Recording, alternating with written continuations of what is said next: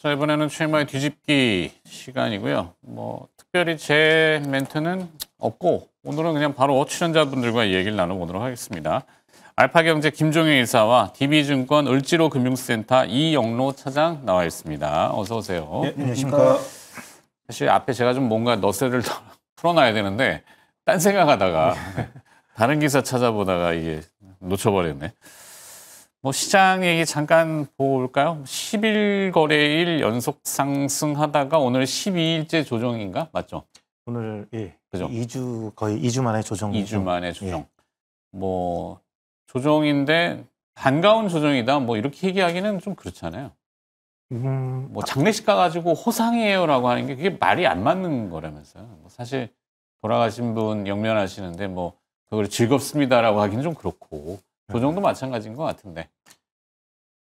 어떻게 얘기를 해주세요. 그럼 저 말씀드리자면은 어쨌든 계속 갈 수는 없기 때문에 한번 쉬어가는 타이밍에 적절하게 왔다. FOMC를 앞두고서 한번 시장의 분위기를 보고 그거에 대처하기 위해서 좀 시장 조정 주는 거. 그리고 외국인이 거의 9월 달 들어서 거의 매일 샀거든요. 네. 그래서 매일 너무 많은 금액을 샀기 때문에 잠깐의 좀 조정은 일각에서는 판 금액이 워낙 많기 때문에 이번에 다시 재매입하는 것은 조족지열이다 이렇게도 얘기하던데. 그런데 일단은 이번에 외국인이 들어온 수급의 대부분이 거의 하이닉스하고 삼성전자 쪽에 다 쏠려 있기 때문에 편식된 거기 때문에 이 부분은 이제 어느 정도 좀 조정 주고 나면은 그게 이제 좀 다른 쪽으로 들어가서 선순환을 일으킬 수 있는 그런 빌미고 될 수도 있지 않을까. 네. 김종인 이사님, 제가 이제 가끔 우리 얘기하는데 인덱스 지수의 왜곡 이걸 왜곡이라고 하기는 좀 할 수 있어요. 근데 글로벌도 그렇고 자주 표현하지만 미국의 다우 지수, 다우 산업 지수, 그다음에 나스닥 지수 여기에 4개 기업은 빅테크 1, 2 시가총액 1, 2, 3, 4에는 양쪽 다 들어가 있잖아요. 그리고 또 나스닥 지수 같은 경우는 고민대 4개 하면 8개 기업이 시가총액 전체 거의 포지션이 너무 막대한 거예요. 그러면 이 8개 기업만 주가가 들썩거려도 주가 지수라는 인덱스는 거의 메이킹할 수 있는 수준. 우리나라도 이제 삼성전자와 SK 하이닉스의 절대적인 비중 이런 것들이 지수가 막 올라가는 건 좋긴 한데 고루고루 평화되는 어떤 낙수 효과라든지 스피로버라든지 뭐라고 표현하기는 좀 그런데 다 같이 막 오르진 않아요. 그러니까 개인 투자자들이 주가 막 인덱스 하이 치고 역사적 고점에 막 이렇게 하지만 내 계좌는 왜 이러지? 라는 볼멘 소리들 많이 하시잖아요. 근데 저는 그 부분은 약간 좀 생각이 다른 게 상반기에 우리가 종목 장세가 워낙 강했거든요. 개별 종목이. 상반기는 지수도 올랐지만 지수가 오른 것보다는 조선주, 그다음에 원전 이런 것들이 기본적으로 3배, 2배 이상 올라가면서 종목 장세이면서 이 지수 장세의 성격이 이미 상반기에 강하게 나타났고 하반기에는 지수가 이제 추가적으로 레벨업하는 과정에서 여러 가지 이슈가 반도체에 중첩되다 보니까 지수가 좀 더 레벨업하는 그런 상황인데 오늘의 조정은 말씀해 주셨다시피 저도 비슷하게 이해하고 있습니다. 외국인들 항상 그렇잖아요. 뭔가 빅 이벤트 앞두면 한 방향으로 포지션 쭉 가져갔다가 줄이는. 그래서 지금 선물도 그렇고 주식 선물도 그동안 좀 많이 사는 모습이었다가 오늘은 대거 줄이는 모습이고 현물도 지금 창구 기준으로 보면 삼성전자는 매수하고 있거든요. 근데 굉장히 느슨한 매수. 그다음에 SK하이닉스는 일정 부분의 매물이 나오면서 약간 더 빠지는 그런 모습이기 때문에 이건 아직까지 내일 이슈를 보고 또 판단해야 되겠지만 전형적으로 외국인들이 한 방향으로 몰고 가다가 이벤트 앞두고는 전체 포지션을 좀 축소하는 그 정도의 수준에서 일단 이해해봐야 되지 않나라고 보고 있고 오히려 이제 반도체 종목군들 중에서 오늘 좀 낙폭이 커지는 종목군들도 있는데요. 펀더멘탈의 큰 훼손이 아니라면 오히려 이럴 때 저가 매수의 기회를 일부 제공할 수도 있죠. 그래서 저는 지금 구간에서는 아직까지 두려워할 구간은 아니라고 보고 있고 다만 어제 나타났던 시그널이 일단 종목으로 먼저 빼버렸단 말이에요. 지수는 오르면서. 하락 종목 수가 확대되는 모습을 보였고 오늘 또 지수가 빠지니까 약간의 경계감은 필요하지만 그 경계감의 그 강도를 너무 올릴 필요는 좀 없지 않나 이렇게 좀 보고 있습니다. 빅 이벤트라면 역시 FOMC 금리 결정인데 내일 새벽 3시에 결정이 되고 우리 증시는 내일에 이제 영향을 또 받겠죠. 어찌됐든 아무도 알 수 없으니 이건 이번에는 그래도 25pp의 인하는 가장 확실한 것 같습니다. 뭐 예. 그렇죠. 근데 그거를 이미 뭐 어느 정도 예상하고 가격에 녹였다면은 별 큰 재료가 안 되고 오히려 소문난 잔치가 조용할 수도 있고 의외로 예. 그러면 이제 자체적으로 또 다른 재료들을 찾겠죠. 불확실성은 일단 하나 지나가고 뭐 다음 단계엔 뭐가 올까 이건데 우리한테는 잠재적으로 지금 조금 부담된다고 하면 부담이죠. 미국과의 이제 관세 협상입니다.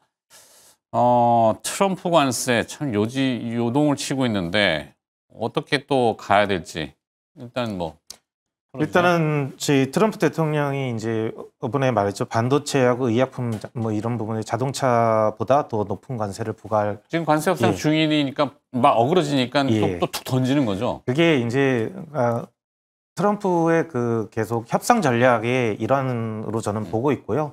그래서 이거는 협박을 통해서 더 이제 야, 나 이거 너희들 말 안 들으면 더 높게 할 거야. 그래서 강하게 어필을 하고 그 다음에 이제 그 나와서 내용을 보고서 이제 순차적으로 조정을 하는 건데 이거는 뭐 계속적으로 반복해왔던 부분이기 때문에 시장도 그거에 대해서 어느 정도 좀 내성이 좀 쌓여 있지 않나 이렇게 좀 생각을 하고 있습니다. 그래서 뭐 요번에 그 우리 이제 이재명 대통령도 말을 했지만 그 불합리한 협상 서류에는 뭐로 그 사인을 하겠냐. 뭐 이런 당연히 얘기. 국익의 최우선이고 네, 그렇죠. 국민의 이익, 그다음에 우리 국내 기업의 이익 이런 네. 것들을 대변하는 게 정부니까. 네. 그래서 뭐 지금 이제 발언하는 거는 전부 다 이제 협상 전략의 일환으로 저는 판단을 하고 있습니다. 네. 그래서 협상이 뭐 극단적으로 어그러질 거라고 보지는 않죠. 그렇게 예상하는 사람은 아주 거의 없을 텐데 뭐 그런 말로 뭐 나라 망해라 이런 건 아니잖아요. 진척은 될 텐데 방법이 조금 애매한 약간 외통수 같은 느낌? 3,500억 달러의 대미 투자 얘기가 지금 계속 나오죠. 그걸 이제 캐시로 달라. 그리고 또 뭐 여러 가지 불합리한 부분들, 수용할 수 없는 부분들을 자꾸 강조한단 말이죠. 어떤 것들이 있죠? 그 일부 주장이기는 한데 그 대통령의 발언에 이제 그런 부분이 있었죠. 그 100일 그 기자회견에서 이면합이 없다라는 얘기를 했잖아요. 네네네. 그러니까 그에 대한 해석이 뭐 분분할 수 있는데 어저께 뭐 일부 외통위의 한 국회의원의 발언을 좀 빌자면 일본이 이면 합의를 했다는 거예요. 그러니까 러트닉과 도장은 찍고 하지 마. 그러니까 5,500억 뭐 그다음에 45일 내에 트럼프 대통령이 콜하면 무조건 답해야 되는데 그거 하지 말고 버텨. 그러니까 일단 도장은 찍어놓고 실제로는 안 해도 돼. 뭐 약간 이런 뉘앙스였다는 거죠. 그런 이면 합의가 맺어져 있는 게 아니냐라는 뭐 주장을 하시는 분이 있는데 네. 그래서 이제 뭐 이재명 대통령은 이면 합의 없다. 우리는 뭐 클린하게 하겠다 이렇게 얘기를 하고 있는데 제가 보기에 이런 뭐 음모론보다 더 중요한 것은 계속 이제 제가 예전부터 질문을 던지는 거지만 그럼 미국은 뭘 할 수 있는데라는 질문을 할 수밖에 없다는 거죠. 네. 관세 부여할 수 있죠. 뭐 트럼프 대통령 좋아하는 것처럼 뭐 150% 할 수 있고 할 수 있습니다. 근데 그걸 누가 사느냐? 미국의 빅테크가 사고 있다는 거죠. 네. HBM 미국의 빅테크가 사고요. 그다음에 TSMC가 최종 조율해서 만들어낸 여러 가지 칩들 결국은 또 이것도 엔비디아가 사지 않습니까? 그럼 거기에 100%, 150% 관세를 취해버리면 그 높아진 가격을 과연 해당 업체가 모두 흡수하면서 낮은 가격에 팔아준다? 그건 뭐 미국이 전 세계와 전쟁하자는 것과 똑같은 얘기죠. 그러니까 그건 결국은 뭐 일시적으로 할 수 있을지 모르겠으나 미국이 스스로 만들 수 있는 게 아무것도 없기 때문에 결국은 그것은 제가 보기엔 길게 갈 수 없는 부분이고 저는 트럼프 대통령이 이것을 명확하게 알고 있다고 봅니다. 그러니까 우리 대통령 불러놓고도 밖에서 평소에는 뭐 마가의 의견에 동의하는 듯 했다가 저거 다 가짜야라는 발언을 나뉘는 걸 보면 트럼프 대통령은 정치적으로 표를 얻기 위해서 마가를 이용하지만 마가의 주장을 100% 다 그대로 녹이진 않고 있다는 것을 생각해 보면 빨리 협상해라는 어떤 시위용, 네. 그다음에 우리에게 어필을 하고 있는 그런 내용일 수도 있다라고 좀 판단하고 있어서 높아질 수 있죠. 뭐 100% 한다. 또 뭐 그렇죠. 레토릭이 나올 수도 있고 실제로 할 수도 있을 것 같습니다. 네. 다만 그 기간이 길어진다든지 실제로 부여될 가능성은 제가 보기엔 그렇게 높지 않다. 그러니까 결국은 한국이라고 하는 조선업이나 반도체나 여러 가지 모두 곡감을 빼먹을 수 있는 국가에 최대 압박이 진행되고 있는 중이다라고 보시는 게 저는 좀 더 현실적이지 않나 이렇게 보고 있습니다. 그렇죠. 결정권자가 잘 알아서 합리적으로 판단하겠지만 내병의 맥락을 이렇게 들어보면 그들이 원하는 대로 들어주고 끌려가면은 더 원하는 스타일로 자꾸 요구가 되니까 사실 중국과 또 요번에 인도는 50% 관세를 맞았잖아요. 예. 그러면서 이제 계속 뭐 불만 소리로 트럼프 대통령이 얘기를 해요. 하지만 제협상에 들어가잖아요, 지금. 네. 제협상에. 중국 곧 죽일 것처럼 막 이렇게 하죠. 그런데 만나러 가잖아요. 어찌 보면은 김종인 회사의 말처럼 우리도 당장은 지금 뭔가 조금 이렇게 뻣뻣하거나 버팅이면은 관세 얘기가 크게 부각이 될 수도 있죠. 25%가 아니라 그 이상 50% 얘기도 나올 수 있어요. 그러면 시장은 단기적으로 충격을 받을 수 있겠죠. 하지만 궁극적으로는 조금 더 우리가 협상의 어떤 그런 밸런스를 가져갈 수도 있겠다 싶긴 한데 쉽진 않겠어요. 자, 두 분의 결론. 그래서 관세 이슈로 해서 우리 네. 이영래 수장은 어떻게? 일단은 저는 급하게 따라갈 필요는 없다라고 생각을 하고요. 네. 우리 주장을 계속 내세우면서 가는 거고 지금 현재 뭐 자동차 관세 뭐 25% 지금 현재 나오고 있다. 이게 지금 당장 자동차 업계에 많이 이제 좀 불합리한 거 아니냐 이런 부분들이 있는데 실질적으로 미국 내의 자동차 회사 빅3 이 회사들 같은 경우 부품을 자국 내에서 생산하는 게 거의 없어요. 네. 그러면 뭐 멕시코라든지 카나다라든지 여기서 부품을 만들어 가지고 갖고 오는. 근데 여기도 관세가 25% 매겨져 있습니다. 그쪽에 그 나라들의 관세를 들어오면 결국은 미국 내 자동차 회사들도 그만큼 제조 단가가 올라가는 부분들이거든요. 한국에서 지금 현재 미국의 공장에 있어 가지고 거기서 생산되는 부분은 관세가 없어요. 근데 한국에서 제조해 가지고 이제 미국으로 수출되는 물량들에 대해서 관세 매기겠다라는 부분들이거든요. 현재 네. 협상 안 된 상황에서는 25% 관세 들어간다라는 건데 미국 내 시장 내에서 보게 되면은 일본 차에 대한 관세 부분만 좀 낮아졌다고 하지만 이게 근시안적으로 보게 되면은 뭐 당장에 일본 자동차가 많이 팔릴 거 뭐 이런 이야기들도 있지만 일본 차가 선호하는 일본 차가 나가는 거 이거 나중에 돼서 투자한 부분에 대해서 회수한다라는 이런 이야기들을 보게 되면은 지금 당장은 이루어질지 몰라도 시장 점유율에 대해서 꾸준히 이제 유지만 하고 있으면은 우리나라 자동차 업체나 이런 부분에도 큰 무리가 없고 그다음에 관세의 줄은 지금 현재 큰 소리 내는 건 트럼프지만 그거의 많은 키는 한국에서 지고 있는 부분들도 많기 때문에 저는 이제 뭐 그렇게 관세에 대한 우려를 할 필요는 없다. 네. 뭐 침소봉대할 필요 없다. 네. 그렇죠. 뭐 그걸 작게 크게 막 할 필요 없죠. 사실 현대차는 대미 수출 타격 뭐 온 보도들이 막 나와요. 일본은 15% 관세인데 없던 관세가 우리는 25%가 나와서 뭐 충격이 크다 이렇게 하지만 물론 타격이 있죠. 없다고 할 수는 없죠. 근데 대미 수출에 대해서 환율 부분도 일정 부분은 좀 환율이 올라서 상쇄된 부분도 있고 유럽향도 조금 잘 됐던 모양이에요. 대미. 그래서 어떤 완충이나 이런 것들이 있으니까 나쁜 것을 크게 확대해가지고 큰일 났어요. 뭐 이렇게 할 필요 없다. 이렇게 길게 보면은. 그리고 뭐 또 하나 좀 추가적으로 말씀드리자면 올해 이제 뉴욕 국제 오토쇼에서 인스터라는 차가 이제 수상을 했어요. 저희 세계 올해의 전기차로 이제 수상을 했는데 이 차가 뭐냐?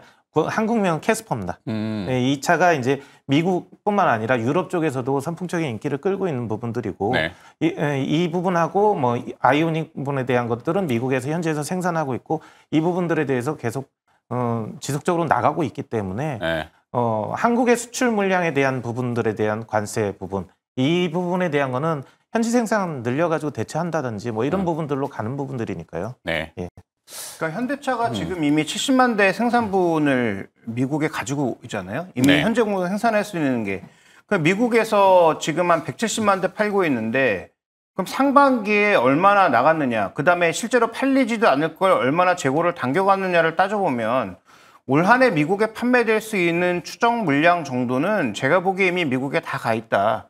그다음에 지금 미국에서 만들고 있는 물량들을 메타 플랜트를 통해서 계속 늘리려고 하고 있다 보니까 이런 요인들을 생각해 보면 실제로 관세와 관련돼서 시장이 뭐 언론에서 떠들고 있는 건 조금 제가 보기엔 과하지 않나라는 생각입니다. 그래서 어차피 뭐 반도체야 뭐 추가적인 관세가 나왔을 때 또 판단할 수 있는 여지가 있으니까 지금 관세 가장 민감한 건 자동차인데요. 네. 자동차가 그로 인해서 빠진다? 매수 기회를 또 주고 있다. 지금 현재 구간에서도 배당 수익률 기준에서 5% 가까이 나오는데 안 살 이유가 무엇인가라는 판단입니다. 그렇죠. 어려운 길이긴 합니다만 뭐 재료들이 안 좋고 주가가 눌릴 때는 오히려 그때 매수가 맞지 않나 이렇게 얘기들 주셨던 것 같고 뭐 우스갯소리 하자면 뭐 캐대헌 포장해가지고 캐스퍼에다가 미안합니다. 네. 나 혼자만 레벨업이라는 웹툰 혹시 아세요? 예. 게임 원래 게임 아닙니까? 게임인가? 게임 베이스? 웹툰에서 이제 게임으로 게임 하고 게임하고 그다음에 그게 애니메이션을 제작하기도 했는데 애니메이션 같은 경우는 이게 우리나라 웹툰인데 일본에서 제작했어요. 일본에서 제작해가지고 이제 전 세계에 그 넷플릭스에 올리면서 43억 뷰? 네. 글로벌? 넷플릭스의 효과죠. 그게 엄청나게 저는 몰랐는데 주말에 뭐 그런 제작 쪽의 분들과 얘기하더니 침 튀기면서 막 흥분하고 얘기를 하는 게 초대작이라고. 근데 이런 것들이 또 흥행을 치면은 우리 산업에 캐스퍼까지 네. 자, 그렇게 해도 할 수 있는 힘이 있다. 이걸 믿자라는 게 이영주 시장이고 관세 이슈보다는 오히려 그 내공의 힘 여기에 대해서 김종인 의사도 강조해 주셨고 김종인 의사는 그럼 결론은 어떻게 갈까요? 네, 그래서 저는 뭐 관세 이슈 일시적으로 부각될 수 있고 그로 관련돼서 뭐 조정도 나타날 수 있죠. 그렇지만 본질은 여전히 미국이 만들 수 있는 게 없고 앞으로도 없을 것 같고 왜냐하면 미국 연봉 맞춰주면 효율이 안 나오고 미국 연봉 안 맞춰주고 만약에 생산료를 뽑아내려면 사람들을 24시간 돌려야 되는데 그건 뭐 가능한 일인가 생각해 봐야 되는 거죠. 물론 미국이 또 알아서 해법을 찾을 수도 있고 뭐 로봇을 뭐 투입할 수도 있겠습니다만 당장 될 수 있는 건 아무것도 없다라는 차원에서 저는 뭐 관세 관련 이슈로 인해서 좋은 종목군들이 조정을 받는다면 뭐 그게 자동차가 됐든 반도체가 됐든 바이오가 됐든 매수의 기회가 될 수밖에 없다. 이렇게 보고 있습니다. 그러게요. 미국 노동자들은 뭐 제조업으로 잘 안 가는 모양이에요. 서빙하면 그 팁 받는 팁플레이션? 요즘 뭐 팁값이 이렇게 좋다면서요? 비관세로 이제 세금 안 내게 했지 않습니까? 예. 이게 트럼프 대통령의 공약이었었던 부분이라서 그 헐리우드 라스베가스인가요? 라스베가스 가가지고 이제 팁 받는 거 세금 안 내게 하겠다 이렇게 딱 해가지고 표를 얻고 이번에 또 가서 했는데 관광객이 줄었대요. 제조업에는 만들 수 있는 사람이 없다. 지금 물론 극단적인 표현이긴 합니다만 그게 일각 얘기는 뭐 설득력이 좀 있는 것 같네요. 자, 그렇게 정리하고 두 번째 이슈로 넘어가겠습니다. 내일 아침에 이제 우리는 또 결과를 받을 텐데 9월 미국의 이제 FOMC 자, 돈값이 자꾸 내려갑니다. 뭐 사실 제가 똥값이라고 표현을 하는 극단적인 표현이지만 뭐 주변에 보면 그렇죠. 사실 뭐 식품 물가도 계속 오르고 짜장면이 이제는 7,500원 선 평균 가격이 제가 언제 한번 몇 년 전까지는 아니고 뭐 10,000원 시대를 보지 않을까 얘기했는데 뭐 다가왔어요. 짜장면 10,000원이. 물론 당장 10,000원은 아니지만 자, 뭐 월급 빼고는 다 오르는 이런 인플레이션 상황에서 돈값은 자꾸 내려가고 주변에 뭐 부동산 아파트 요즘 평균 아파트 강남 한 100억 줘야 되나? 그거는 큰 평형이고 그래요? 우리 국민평형이라는 이제 100제곱미터의 30평형대 이 부분을 갖게 하면은 강남 쪽에서는 평균적으로 한 28억 정도 이렇게 28억? 예, 그렇게 되는 걸로 알고 있습니다. 좋네요. 28억.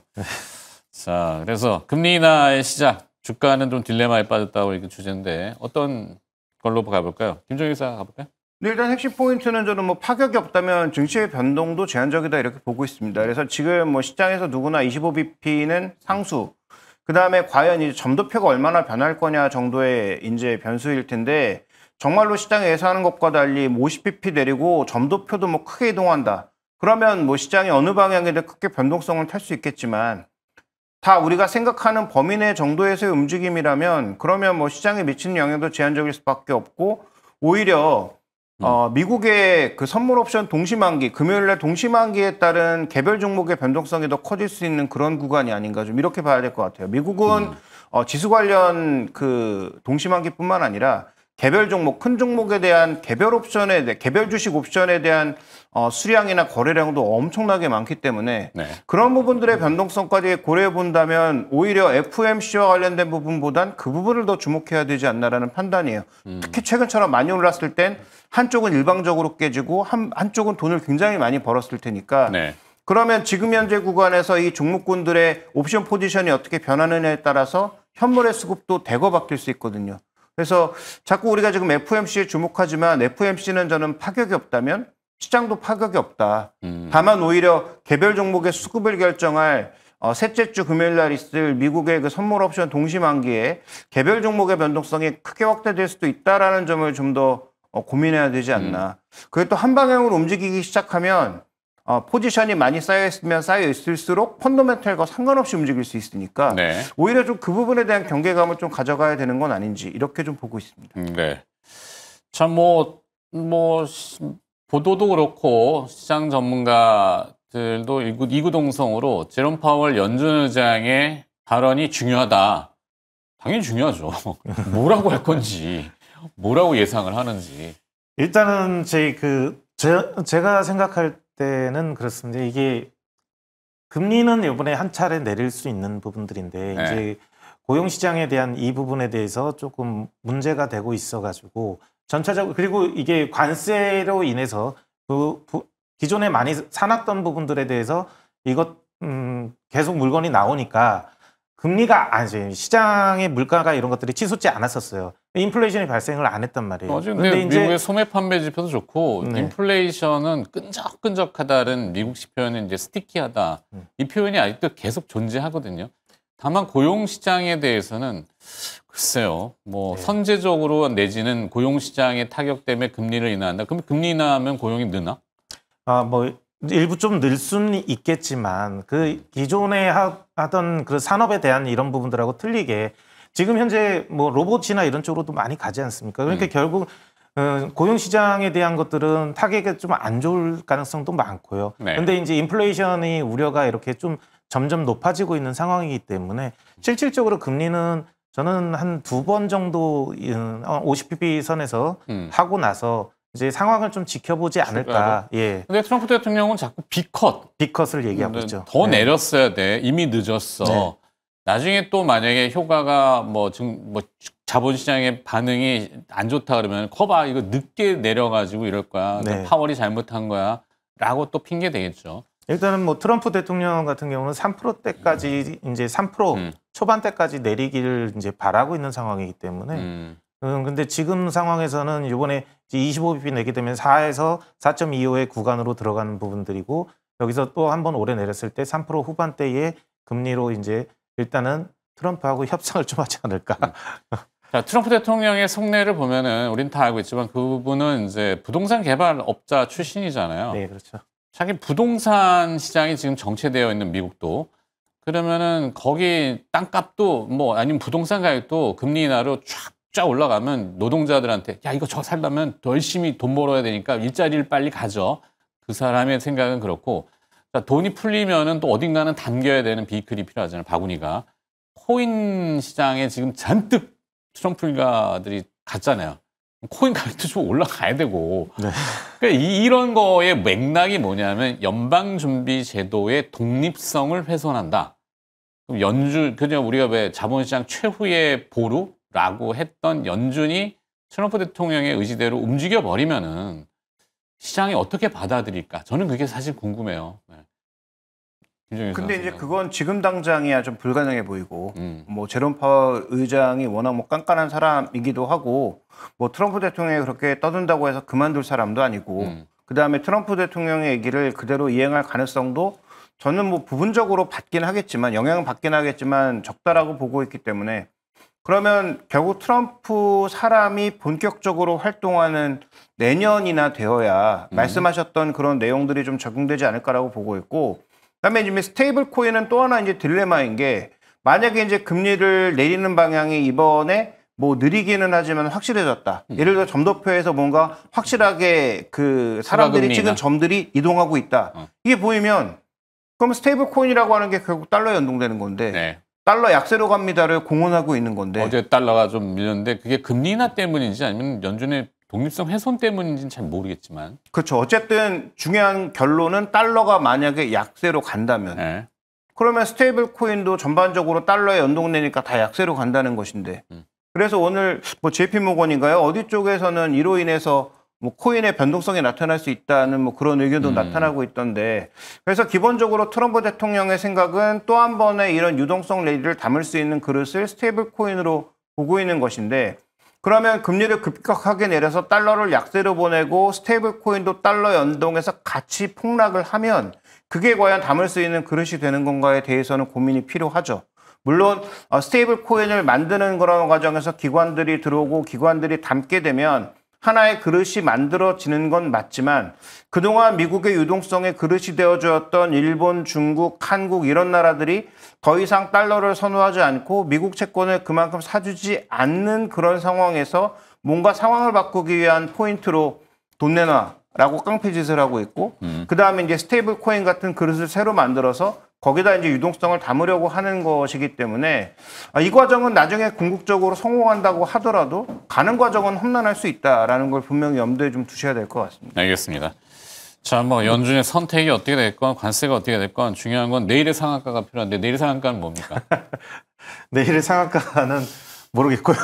다만 이제 우리가 이제 이 시장 안에서 보게 되면은 조방원, 그다음에 반도체, 바이오 이 안에서 계속 섹터가 돌고 있고, 그다음에 우리가 주도권을 갖고 있는 이 산업군들이거든요. 네. 그러니까 이 안에서 이제 그 기존에 좀 조정 줬던 부분들에 대한 섹터로 갔다가 또 이제 그게 올라가게 되면은 또 이제 다른 쪽으로 가는 이런 식의 이제 매매 패턴이 훨씬 더 낫지 않을까 이렇게 좀 보여지고 있습니다. 네. 방사는 오늘 뭐 한국항공우주 카이가 뭐 예, 카이가 이제 좀 많이 나가고 있고요. 또 어제는 또 LIG 넥스원이 좀 많이 갔었죠. 네. 근데 LIG 넥스원 같은 경우가 이제 또 다른 이슈가 좀 있어요. 네. 뭐냐면은 지금 중국이 대양해역으로 나가는 부분들이에요. 다 이제 태평양이든 뭐든 이제 해양 패권을 차지하려고 가고 있는데, 동남아시아에 붙어 있는 국가들은 배를 만들고 하는데 수천억 원의 돈이 들어가고 그러니까 너무 비싸요. 그래서 이거를 그렇다고 중국에 그대로 깡패짓을 그대로 당하고 있을 수는 없으니까 네. 우리 천무 다연장 로켓포 부분 있지 않습니까? 이 부분을 갖다가 해안에 깔아가지고 이게 사거리 150km에서 500km 사이에 있는 이 대한 미사일 부분에 대해서 깔아서 중국의 선박이 오게 되면은 그걸로 이제 대항을 하겠다. 오케이. 이런 부분들인데 LIG 넥슨이 얼마 전에 그 대한 미사일에 대한 미사일 발사 시험에 성공을 했습니다. 네. 예. 뭐 수주 소식이 있으면 더 좋죠. 네. 저는 한화 시스템도 같이 좋게 본다고 앞에 얘기했는데 편향적인가? 자, 이 김종인 사 마무리. 네, 저는 뭐 예전에도 말씀드렸지만 이런 변수들이 있을 때 자금이 이동할 수 있겠죠. 그래서 저는 뭐 조방원보다는 네. 중국인들이 대거 몰려온다는 관점에서 종목군들이 움직였는가? 여전히 덜 움직였죠. 그때 뭐 말씀드렸던 호텔신라 뭐 찔끔 올랐고요. 그다음에 오늘 이제 일부 뭐 그 화장품이라든지 아니면 소비, 이 카지노 이런 종목군들 움직이고 있는데, 그런 종목군들을 뭐 시장이 좀 쉬어간다면 단기 대안으로 삼아볼 수 있다, 이렇게 좀 보고 있습니다. 좋습니다. 자, 오늘 또 최마의 뒤집기 두 분이 또 시장 판세에 대해서 잘 또 맥을 짚어주셨고요. 알파경제 김종효 이사와 DB증권 을지로금융센터 이영로 차장이었습니다. 고맙습니다. 감사합니다.